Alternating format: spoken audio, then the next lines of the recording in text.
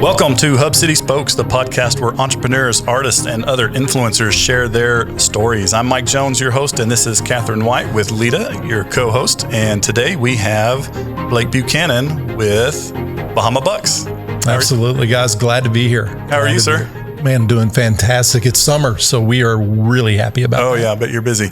Tell us, let's get started. Tell us a little bit about Bahama Bucks as a company. Well, what most people don't realize about Bahama Bucks is that it was actually founded here in Lubbock, Texas. And so we are what we call ourselves the greatest snow on earth. And so, it's neat because now we have over 100 shops all the way from California to Puerto Rico. And people are often amazed when they find out, well, it really originated right here in Lubbock, Texas. Yeah, that's incredible. What's the story? How did it start here? So the story's kind of a fun one. Growing up in Lubbock, like a lot of young men, I was trying to, figure out how to make a little bit of money. And so I had this sugar addiction. And so folks wouldn't give me money to go to 7-Eleven. I'm about 7 years old. So my brother and I, we just grabbed a lawnmower, knocked on doors, and went door to door, knocking on, trying to mow people's lawns and stuff. And that grew. By high school, he gets a car, we had a trailer. And by the time we get to college, we're running trucks and trailers and crews. And I just happened to read a thrifty nickel, which is what we call the Wall Street Journal of the day. If you're a lawn man just looking for junk, and a guy was selling his shaved ice equipment. So I thought, I'm going to do a secondary business. I'm going to open a snow shack. And so that's really how the idea started, was just a simple, lunch, looking at some equipment, bought the equipment and said, all right, I want to do the snow shack. So that's kind of the story behind the story. Very cool. And where was that first snow shack that you put up? Oh, man. So for those out there in Lubbock who remember, it was on the Brownfield Highway, which is now the Marcia Sharp. Mm-hmm. And it sits right where Grace Clinic is. So we had a little 240 square foot shack that we built by hand. It was really kind of neat because I had great men in my life and women too, but my grandfathers both helped me build that, as well as my father. And we, we had a Texas-sized backyard, so we actually constructed it by hand back there, and then went out, found a dirt lot, and these guys let me put it there. And that's really where this story began, was just this creative little snow shack idea on some guy's dirt lot. That's incredible, especially when you meant 11 states, right? I mean, now It's just expanded. That's incredible. It started just like that. Yeah. When you first started the snow shack, was it just you in the building, or who else was there? No, I got to tell you. Now, it was Bahama Bucks. And what's neat about it is I was a college student at the time. So I'm a sophomore at Texas Tech. And the funny thing is, I was dating a young lady named Kippy, who's now my wife. And I was like, hey, will you help me with this? And she thought it was a great idea. She was a lifeguard. I was a lawn man. We couldn't have thought of a better idea, right? But my first employee that I was trying to hire, I had a buddy of mine, and the first employee was Eric Lee, who's now our CFO. He's one of the owners at Bahama Bucks. But I'd called up a buddy. He was roommates with Eric and this guy named Landon. And I called Landon, or called their house, and Eric had answered. And I said, hey, Eric, is Landon there? Because I'm looking to hire somebody. I'm opening up this snow shack, and want to know if he would want to work there. And Eric just kind of paused, and he goes, man, he's not here. He's on an internship, I think, with Arthur Anderson accounting firm. And he said, but, okay. And there's this real awkward silence. And I finally said, hey, man, would you mind working for me? And just work side by side with me. And another awkward silence. He said, all right, here's the deal, man. He goes, I've interviewed at Sam's Club. I'll work with you until Sam's Club calls me back. And what's funny about that, every June I walk into his office and I ask him that question. This is 29 years later. Has Sam's Club ever called you back? Right. So we still may lose that guy if they call him. Yeah, if they listen to this, they might, for sure. Yeah, exactly. So those were my first employees, really. My girlfriend at the time and one of my good buddies, Eric Lee. Yeah. What about the name Bahama Bucks? Where'd that come from? Oh, my goodness. It's probably one of the best stories about Bahama Bucks because, again, I'm a lawn man making a horizontal transition into the snow world. Now, you got to understand the snow world back then was not like you see Bahama Bucks now. It was kind of, grumpy old men running these snow shacks, and it was just, you'd smoke in them and do whatever. Well, I had this idea, but I had to convince, my smoking hot girlfriend not to leave me because I'm going to become one of these snow shack dudes. And so I put her in the car and we go driving, and I'm just outlining this wonderful idea of like, hey, I got this great idea. It's going to be this college hangout. Everybody's going to be welcome. We're going to have a great time with this. And I'm just selling her, and I'm kind of in my froth, if you would, right? And she was so patient and she was so kind and she just listened. And I had her in the car because I knew she wouldn't jump out and leave me and all that. Well, all of a sudden, it just, I finally take a breath and she goes, okay, I got one question. And I said, well, what? And she goes, what are you going to call it? Now, I wasn't prepared for that question. Yeah. I had no answer, but here's the backstory. My name's Blake Buchanan. Nickname for Buchanan is Buck. Sure. So all through high school, all my buddies called me Buck. The only alliteration I could think of was Bahama Bucks. Right. So I would just say, I'm going to call it Bahama Bucks. And we laughed. It was a joke. It was the funniest thing. We just thought, oh, that's hilarious. Bahama Bucks. Nobody would believe you're a Bahama Buck guy. And it's funny because after we started working with the lady with an ad agency, she's like, I love this. I love this name. And so my wife is still mad because we didn't go with Karuba Kips, but we stuck with Bahama Bucks. That's so cool though, that her own question was like forwarding the plan, just like really taking was. that next step. Yeah. So that's how the name started. And early on, everybody knew it was me. But, after about a year, they forget, hey, here's the guy that started it. But the name still stuck. So that's how it came about. How did you feel? What encouraged you or gave you the confidence to make that horizontal move? I mean, from the sound of it, you were doing great in the lawn business. And all of a sudden you're just going to do this other thing. What gave you that confidence? What gave you the assurance that you could do that? I'll probably attribute it to two things, and it's probably not the answer you're looking for, but the first one was ignorance. I didn't know what I was getting into. The second one was air conditioning. I mean, it's hot in the summer, right? And I was just like, man, I got to find an inside job. And so instead of just going somewhere looking for a job, I thought, I'll just create my own. Mm-hmm. And truly that was a driving motivator. And then as we got into it, there were a lot of other drivers, that you start looking at. And again, you got to remember at this time, I'm a sophomore at Texas Tech. This was just a summer job for me. I was just looking to, graduate, try to get some rent money, and make it to the next stage, get out of college and go find a great job. So how did it move from there, from being interestingly enough, back in 1991, 92, when I graduate, we're right in the big middle of the RTC scandals, which had kind of collapsed the real estate market. So I graduated with a finance degree. Bank jobs were hard to come by. Wall Street wasn't calling. And so now I'm in trouble. I'm like, oh no, what am I going to do? Well, a brokerage firm out of Phoenix, Arizona gave me a call and they said, hey, you're interviewing. Would you interview with us? Go out there, interview with them, and I take a job. So now I'm a broker. I move out there. I graduated in December. In January, I'm in a high rise in Paradise Valley, just north of Phoenix, overlooking a golf course. And everybody out there is wearing a polo shirt, khakis, and they're playing golf in the middle of January. And I'm thinking, this is crazy. So I love how it worked back then because they slid you over this phone book that was about 6 inches thick. And they say, hey, here's your contacts. Go get them. And you sit there and you smiled and dialed all day long building a book. And I did that for about 90 days. And I finally was like, man, I don't know if this is for me, just being stuck in my cubicle. So I grab the phone, I call up Mr. Eric Lee, and I call up my father, and I say, listen, I got an idea here. This is what I want to do. Let's try to do Bahama Bucks. Let's open a Bahama Bucks out here and see if it works. So that's really how the idea was born, is just, hey, I saw a new location. I thought, let's try Bahama Bucks out here.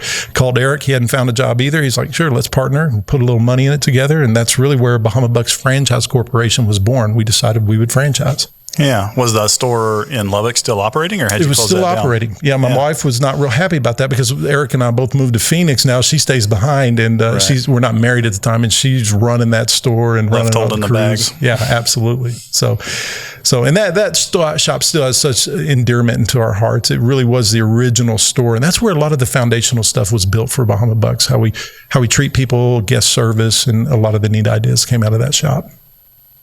So why did you choose Lubbock for the headquarters then? You have these two shops and... Well, interestingly enough, so you kind of got to fast forward. Our story has a lot of spit and grit in it because we do move to Phoenix and we open up a shop out there and we struggled for years trying to get this thing going. And we kind of had a catalyst. And I think everybody who remembers 9/11 has that same catalyst where you have this earth-shaking moment. By this time, Kippy and I have 3 boys. And we looked at each other and we talked to Eric and we're like, man, we can live anywhere we want to in the world. We can go anywhere. This is our company. We can move headquarters anywhere. And we're like, where do you want to go? And now Eric was originally from Olton, and we just kind of thought about it. And we said, you know what? Let's go back to our roots. Let's go where we love. Where do we want to raise families? and where do we want to grow this business? And so we chose Lubbock, Texas. And that's when we moved back to Lubbock, Texas. And I think that was in 2002. By this time, we moved to Lubbock, Texas. How many stores do you think you guys had open at that time? Let's see, maybe 12, maybe 15, somewhere in there. It'd be less than 20. Mm-hmm. So I spent my 20s and my 30s trying to get 20 stores. So it took me 20 years to get 20 stores. So that's the backstory. Yeah. So if this is 2002, I've probably got maybe 8 to 14 stores tops. Right. And for you, I want to say that I've heard you speak before, and that 20 store was kind of this milestone or important goal that you had was 20 stores. Yeah. The 20 years tied to it was not. Sure. The story that we talk about and we laugh about now, my father, Tom Buchanan, when I went to him and Eric and I said, hey, partner with me. We're going to franchise. And this is the kind of the promise I gave him. I said, we're going to open 100 stores. I'll do 100 stores. Now, remember, I'm fresh out of college. We're going to do 100 stores in 3. And I was like, no, that's a little aggressive. By 4 years, we'll have 100 stores. And so the laughable moment is it took us 20 years to get 20 stores. Right. And we just didn't know we needed time, money, expertise, real estate, all of those things that go into growing a great business. Yeah. What do you think was the biggest driver? So it took 20 years to get 20 stores, and now you're at 100. And I mean, by my math, that's 16 years after 20th store, so 16, 18 years. What do you think is one of the main driver to allow you to go to scale in that way? There's a couple of things. One of them was we didn't realize it, but we were right where we needed to be. We had built a fantastic foundation under us of support. We make and manufacture all of our own flavors. By now, our recipes are tried and true. We know what it is. And really what it is when we started, providing kind of this catalyst of what Bahama Bucks is and what it could be, as we started just branching out and open shops in other territories and other cities and states and stuff like that, they saw the same thing that Lubbock saw. It's just like, man, it's a great product. It's great service.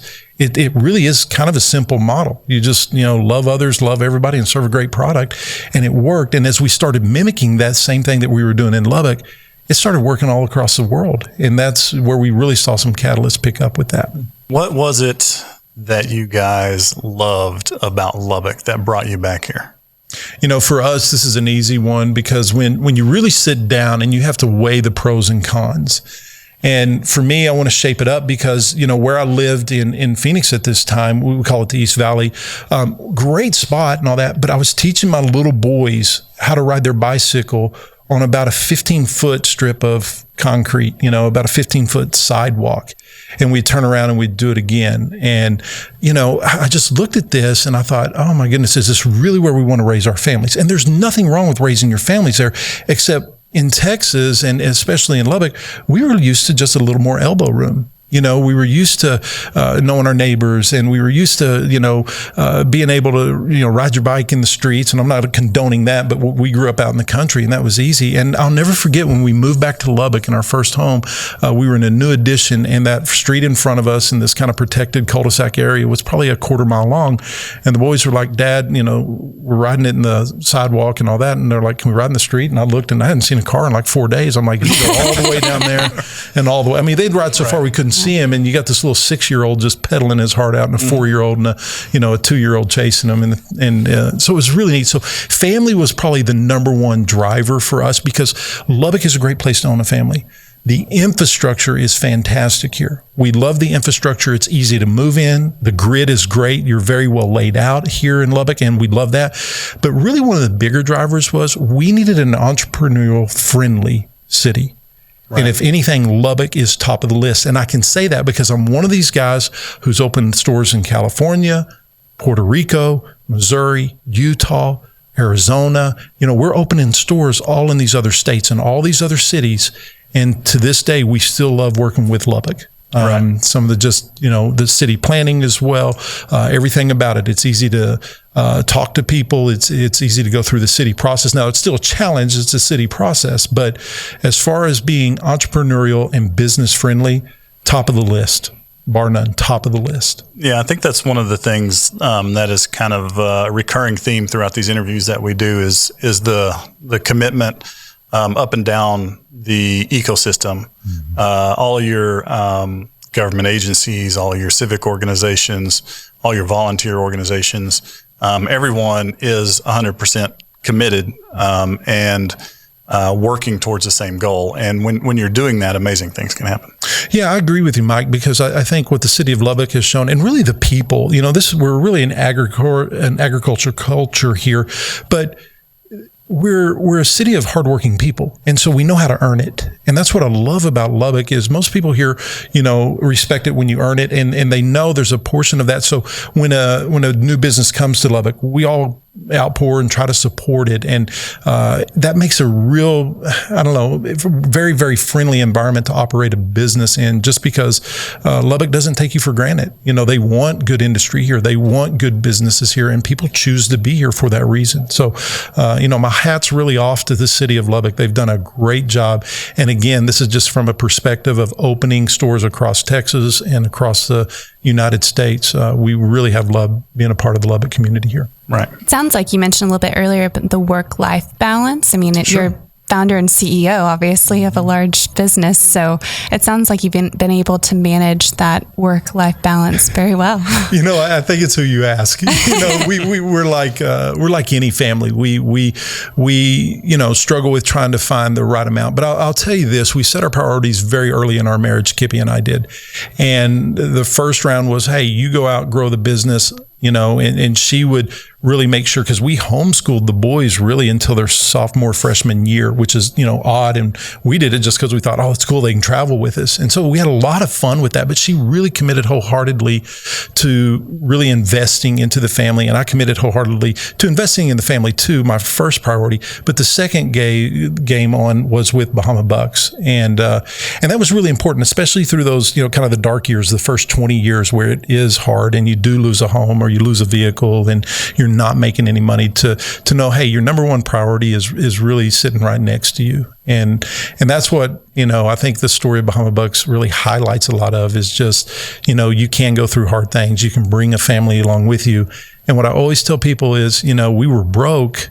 We just weren't poor. We were living a rich life. We were laughing. We were playing board games. We were, doing all the things you do when you run out of money. You just lived a very simple life, and we loved it. And we still do that with our boys. So some of that stuff carries over.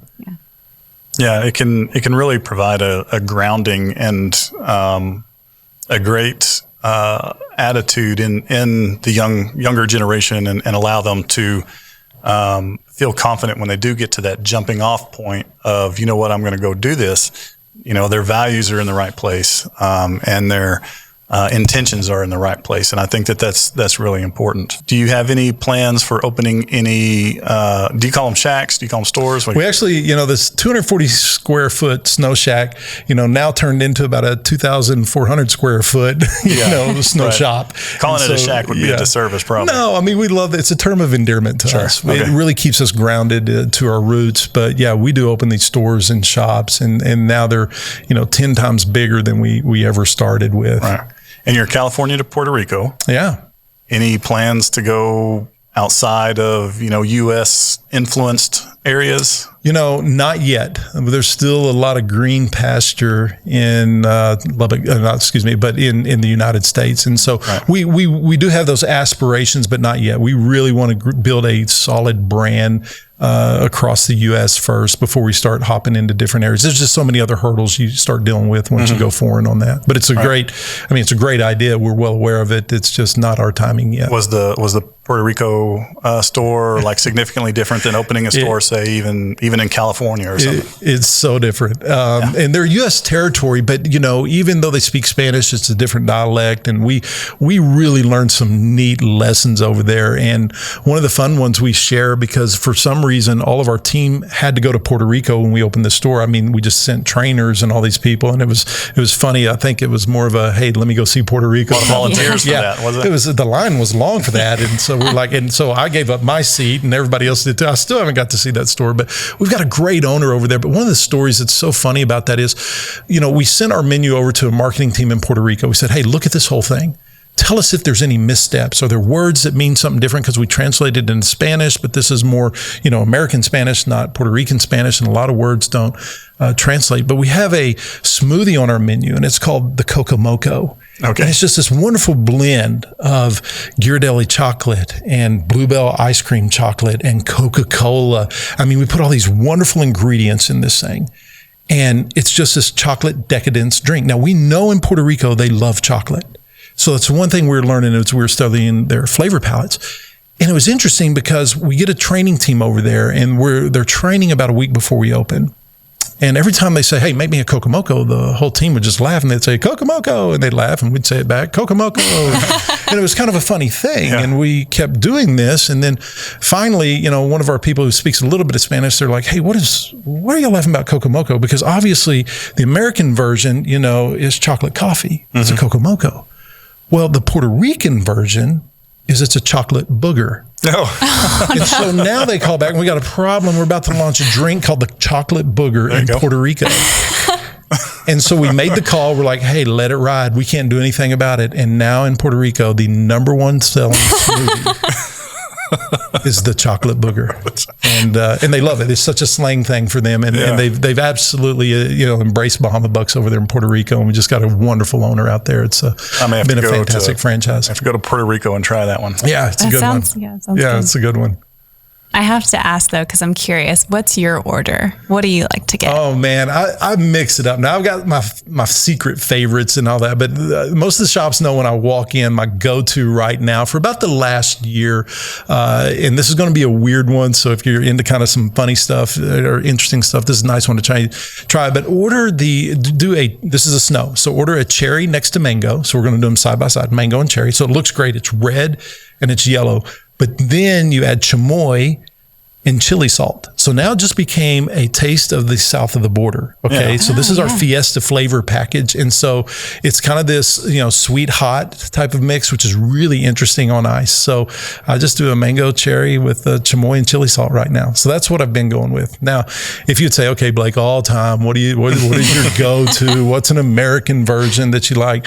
When I first started, and you'll see this, I'm a big cherry, flavor guy. So I love, cherry lime and cherry cola and all those type of flavors. So, but that's kind of my go-to right now. There's some good suggestions. I'll have to try that. Yeah, those are fun. My kids will definitely be pumping me for information about these kinds of things when I get back. I told them I was interviewing you, and they were sad that they couldn't come and watch it. Oh man! Well, I tell you, if you have, I'm going to give you some secret menu stuff. So if you ever walk into one of our shops, okay, because there's an underground menu. Not that we, the 100+ flavors that we have isn't enough, but if you have a daughter out there, order the unicorn. If she's under 10, when you hand it to her, she will shriek. She will squeal with laughter. I mean, it is just a wonderful, wonderful snow. And if that doesn't work, get her the princess, because we bling it out with princess sprinkles that are hot pink on our princess flavor. Yeah. So there's a lot of options out there. And really what's neat is all of our Avalanche crew, that's our team members in the shops, they really are trained as like these flavor experts. So you say, hey, here's my daughter. She really loves sour stuff, or she really loves sweet stuff, or hey, my wife wants this, or hey, my boyfriend, whatever it is. I mean, they will pick the perfect flavor for you guys. They are just so well trained at the shops on kind of being these flavor masters, if you would. That's fascinating. Can you tell me a little bit more about the culture of it? You said Avalanche team, or they're separate teams, I guess? Yeah. So all of our team members that work in the shops, so let's go shop specific, not corporate necessarily, because that's a different animal. But it's really neat because we call them the Avalanche crew. And mainly because they really do shovel a ton of snow. I mean, that's what they do every day. But the culture really is one that it's very relaxed. You're going to see that, but they are highly skilled and highly trained. So they're really snow technicians is what we train them and what we call them as. But more than that, they are guest service experience people. I mean, we are training them, and really our philosophy, we have one big philosophy in what we really promote in guest service, and that is we are there for one reason, and that's to refresh others. And that's what we do. And we do it through wholehearted service. And we want to create an operational excellence, type of platform for them to work from. But we really want to create that mini vacation for guests when they come in. But the underlying tone to that is that everyone matters. Everyone who walks in our shop, they matter. We don't know their story. We don't know what's happened in their day, but we're there to kind of be the guide and help them be the hero of their own story. So someone walks in, it's really up to them to kind of make the read on what happened. This kid, he's walking in, he's wearing a Little League outfit. Did he win? Did he lose? Because how we approach that is different. What's going on in everybody's life. And that's a hard thing. We love our Avalanche crew because they really are being trained at a high degree to read people and just to see what others don't see. So we really are trying to see and serve others like no other business has. And it's hard to get that to translate all the way across the nation, but we have these huge initiatives that we go out and we train what we call a refresh strategy. And that's really getting us to see and serve others with excellence. Right. That's an incredible perspective. I think we can all take something from that. Well, we're learning. We've learned the hard way too. So, we just keep pushing forward, and we fail and we keep pushing forward. What are some of the volunteer organizations or civic organizations here locally that you guys are involved in, specifically, from an entrepreneurial or business standpoint, that you think would be helpful for young local entrepreneurs to know about? Okay, so when you frame it that question, is it organizations we're supporting or organizations that entrepreneurs can benefit from knowing? I think either one. I mean, I think my interest and what I represent is kind of the entrepreneurial side of. So where my question came from was from the entrepreneurial side of things, but I'm happy to learn about anything. Yeah. One of the things that we have learned, especially as our workforce is fairly young, and they have a passion, but they want to have a purpose. And when you can really frame up why we do what we do, it just makes the whole thing click from them. And I'm talking from top to bottom, and it crosses all generations when we do this, and all types of people. They just want to know why. Why am I here? Why do I do this? And so we're really clear about what our purpose is at Bahama Bucks. Now, our vision at Bahama Bucks is to bless our guests by creating the ultimate tropical dessert experience. And so it really is about blessing others. And part of that does have a charitable leg. Right. Now, nationally speaking, we support St. Jude, the fight against childhood cancer, something we're very, very passionate about. At a local level, when we start saying, what does Bahama Bucks Franchise Corporation support? It is always, the hierarchy really is single moms is right up there. Kids with disabilities is right up there, and any type of family stress environment that we can help with. And so that's really where our interest in money goes. Now, what we're doing right now doesn't fall necessarily in those categories. We have a huge initiative going on right now, and I'm so proud of our marketing teams and our communication teams and really everyone at Bahama Bucks, because across the nation we have what's called the BEEP initiative, and that's BEEP. It's Bucks Encouraging Education Program. And we've done this now for probably 2 decades. And what it is we provide incentives for teachers for the classroom. And so we have teacher appreciation going on right now. And so all across Lubbock, in every school district nearly, we've contacted them all, and we give teacher appreciation packs where they get a free smoothie or they get a free snow for just teaching America's youth. And we really are highly vested into the youth of America because we know that's our future. And teachers a lot of time I don't want to say they're underappreciated, maybe they're underpaid a lot of times, but we just value that highly, and we just know what a tough job it is. And so that's our support right now. That's where we're engaged right now at this time. And I know we're at the end of school, but we started that initiative back in April, and we've done it for really almost a couple of decades now. Yeah, that's awesome. And I know I've seen you speak. I think it was at it was either in the Matador Room at Texas Tech or at the Overton. You are involved in the entrepreneurial community. The event that I was at was an entrepreneurial event. It was. And so that's one of the things that I think is great about Lubbock and the community is we have business leaders like yourself who are accessible. Mm-hmm.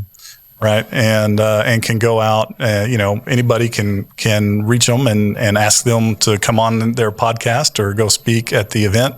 And a lot of times that just comes to fruition if the scheduling can work and everything else.